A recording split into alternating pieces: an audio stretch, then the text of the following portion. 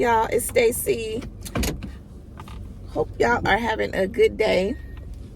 I am on my way to go to Craftex, which is a Christmas decor store here in Houston.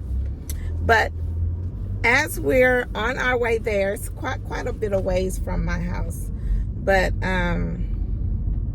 as we're on our way there, I would like to just have a little chit chat with you. And the title of this Let's Talk About It will be The Nursing World and Corporate America. So I don't know if you all remember, I was working for this company and we were doing stem cell infusions. So everything was going good. I had started working for them. It's a new startup company. I started working for them in February, and everything was going good. We had our little clinic day, which was usually on Saturday, but we had started doing a lot of concierge visits, meaning me and the other two nurses, we were going to people's homes or their businesses, giving them the stem cell infusions. So everything was going fine with that. It was a very lucrative deal. We got paid per day, depending on if we go to Saturdays, when we went to the clinic, we may have 7, 8 people or 2 or 3, whatever, but the pay was still the same no matter how many patients we had. And we also traveled out of town a couple of times to do it as well. So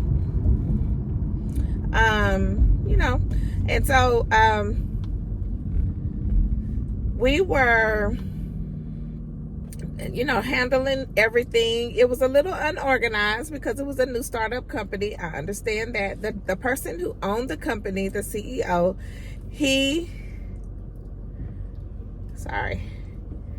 the CEO was not a medical doctor or anything, but he had doctors on his staff. And then through one of the doctors, he got 3 nurses. And so that's how we came about to be working for that company. So anyway, we were doing fine. Like I said, it was a little unorganized. He was paying us like he was ACHing our pay into our bank accounts.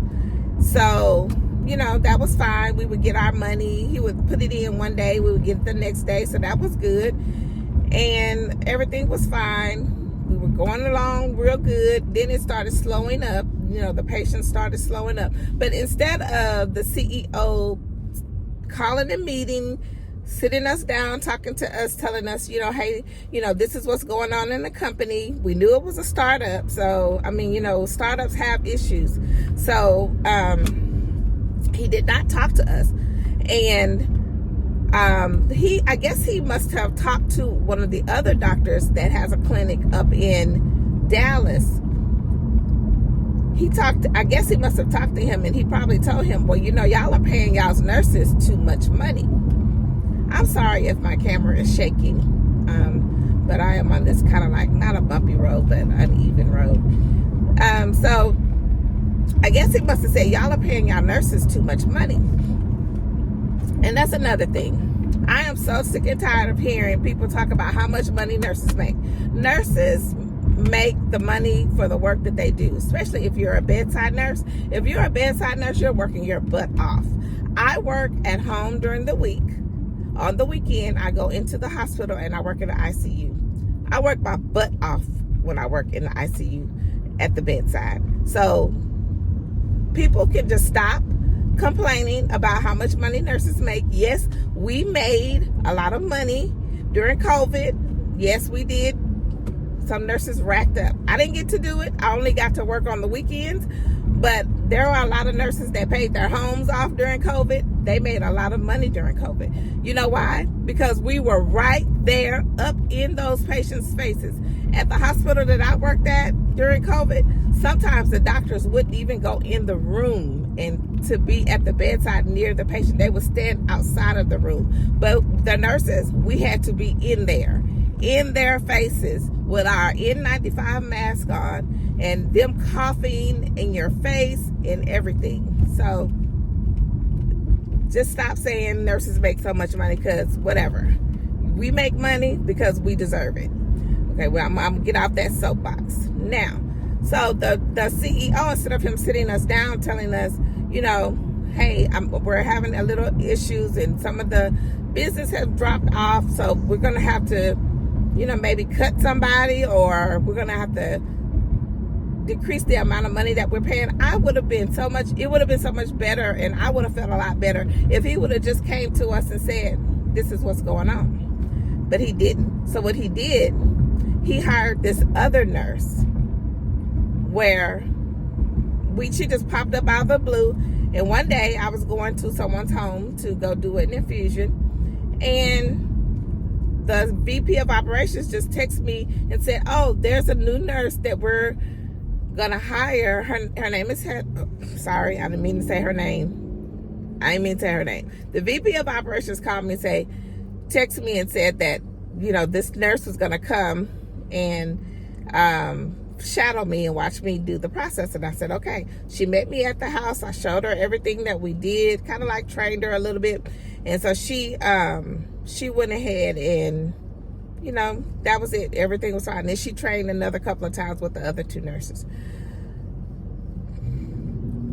A week later, after she finished training with the other two nurses, on a Thursday, we get an email. All the three of us get an email stating that our services will no longer be needed, because they have hired a full-time nurse.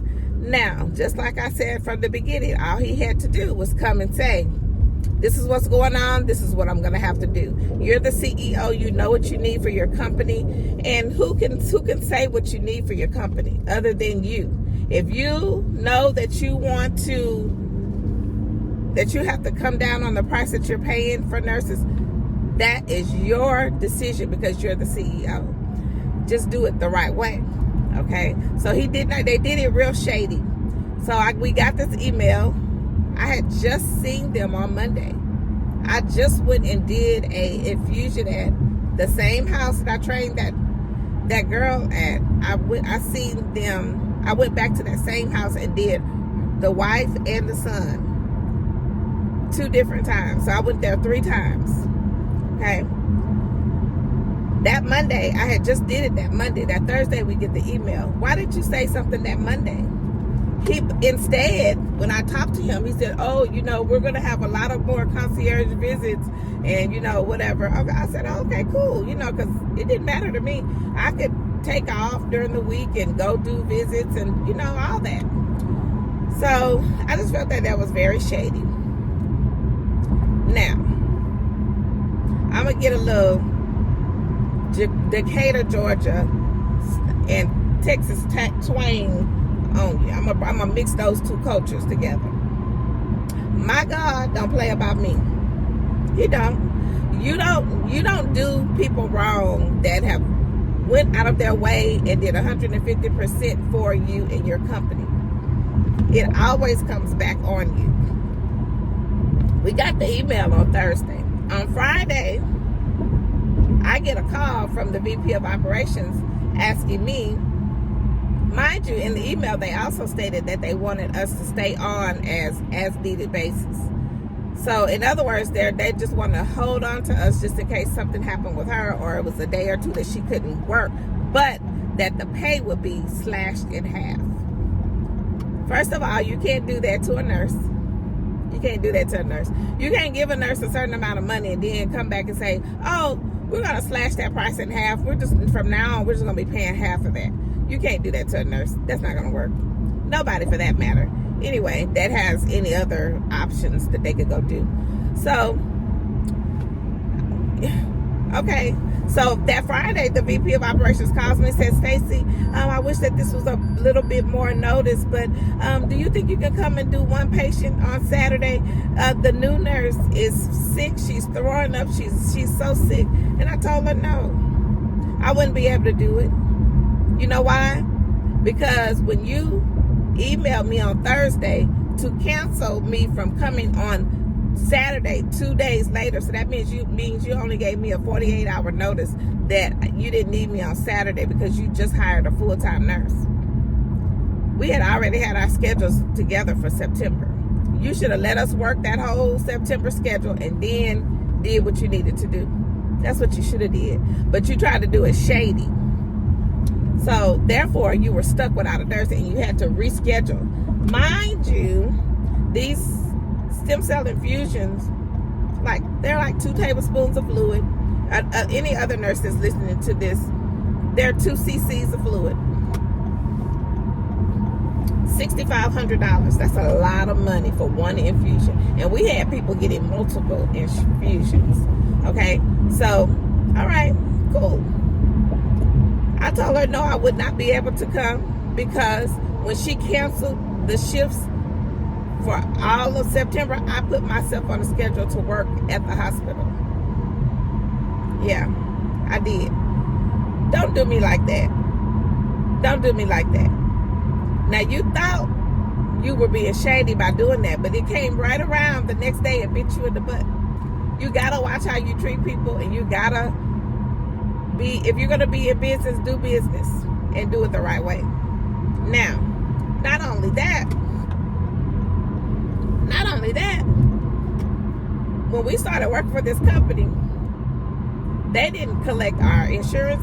They didn't collect anything on us. Our Social Security card, they don't even have our Social Security number, not our Social Security card. When you're in the state of Texas and in the United States of America, anybody that works for you, everybody knows that you are supposed to collect a W-4 form, whether they're contract or not, a W-4 form.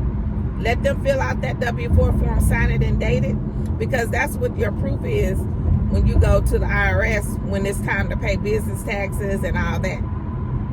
Okay, so he did not collect any of that on us. He don't even know our addresses. He doesn't have any information as far as our Social Security numbers. He didn't even collect a copy of our Social Security card.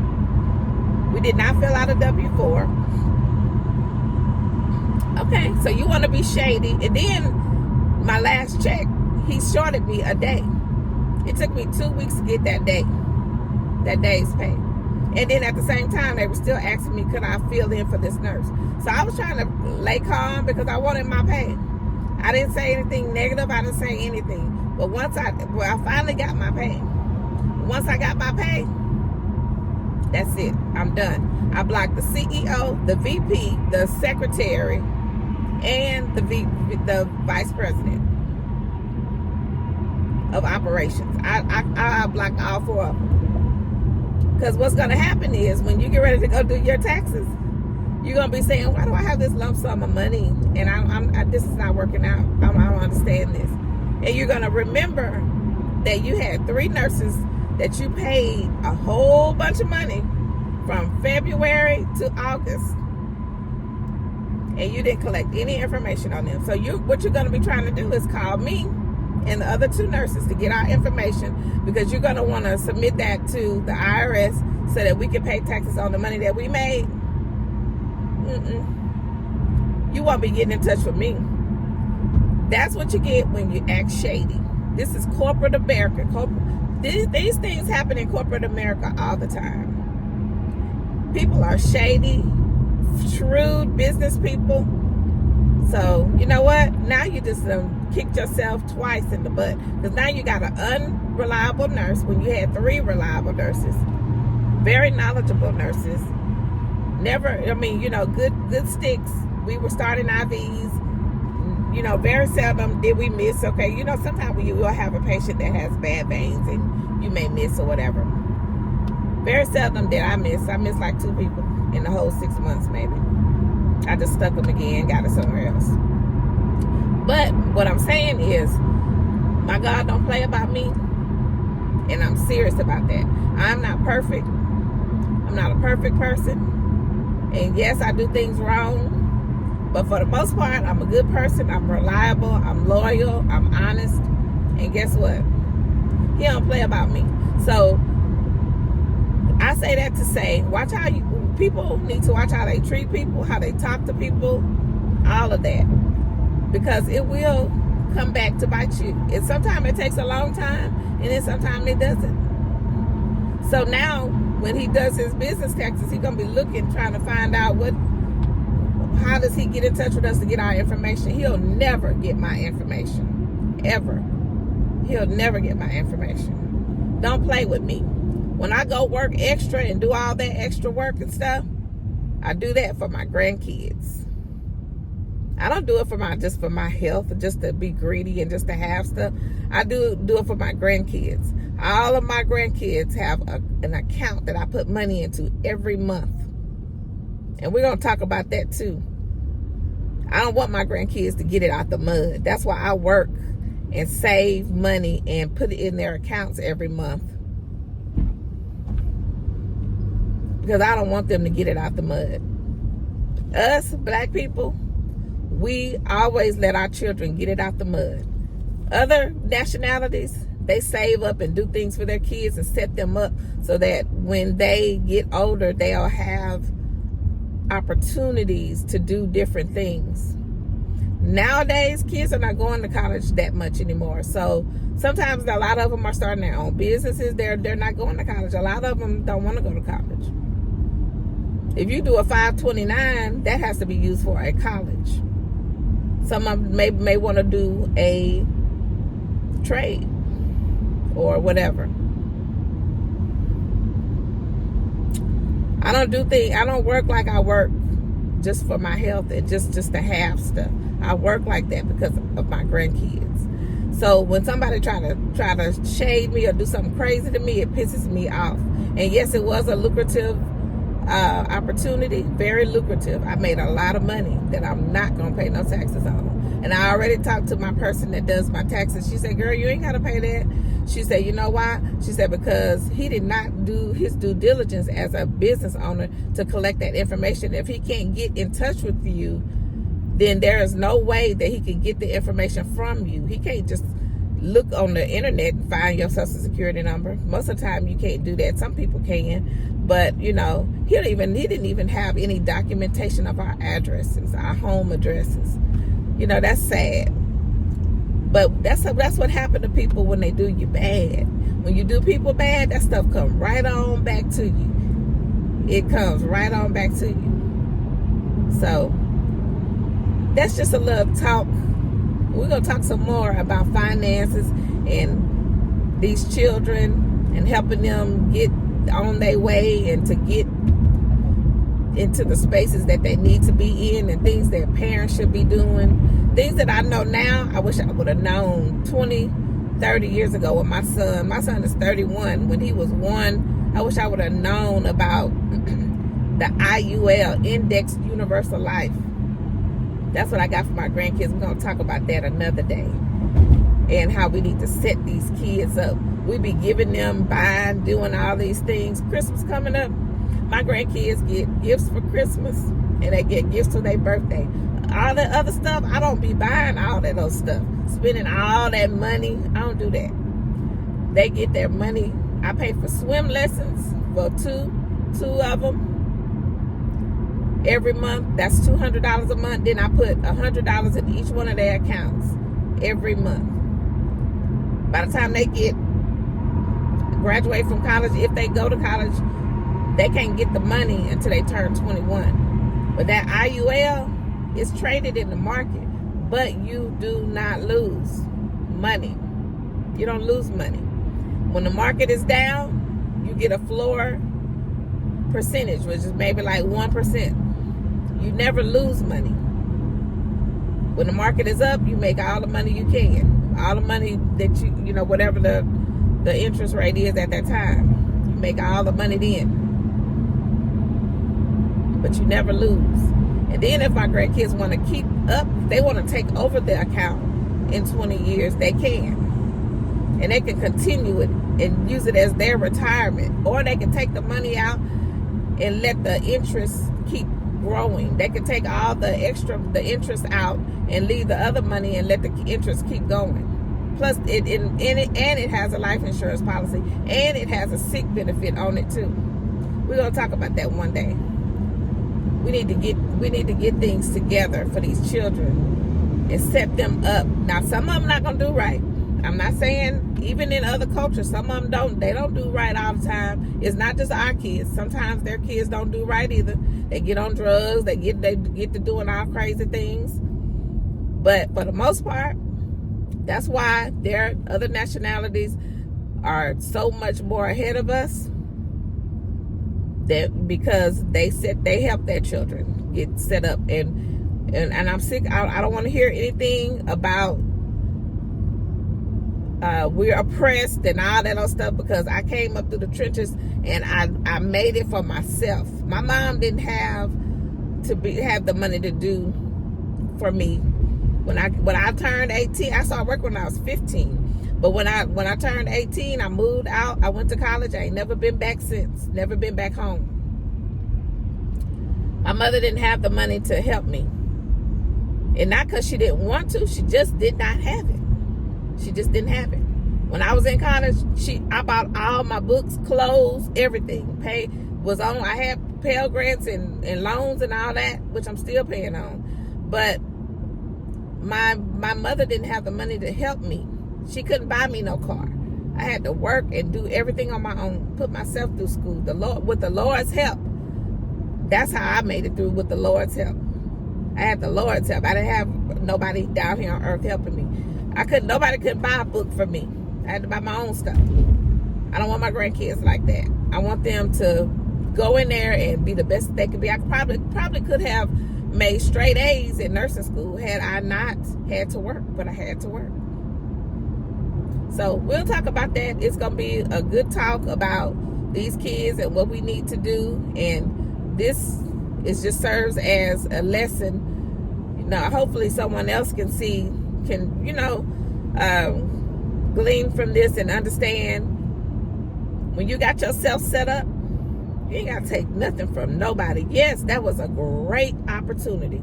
Man, that was a great opportunity for me. And yeah, it was a great opportunity.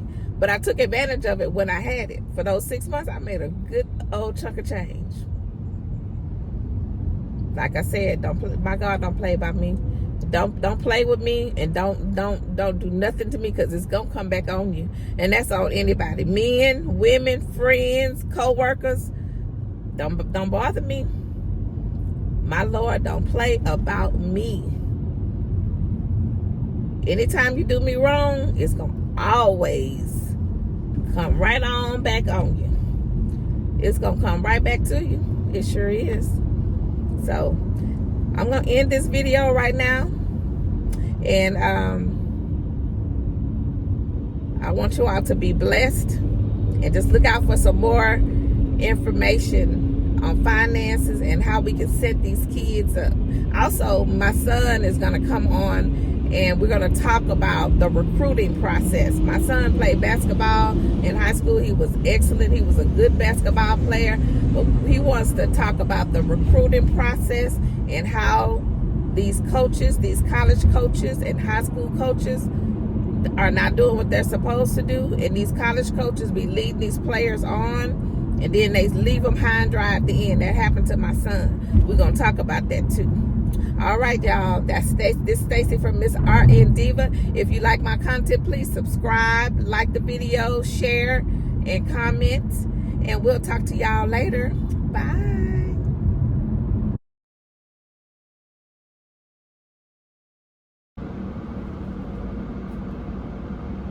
Hey y'all, it's Stacy again, Miss RN Diva. So I am doing my church parking lot, wait for the traffic die down chit chat.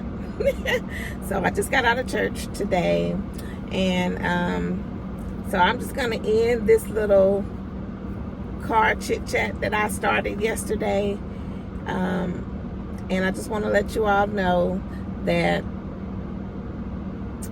we got to get these kids on the right track, get them in the right spaces.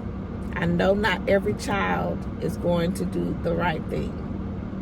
Today, Pastor just talked about gathering, being thankful, and giving.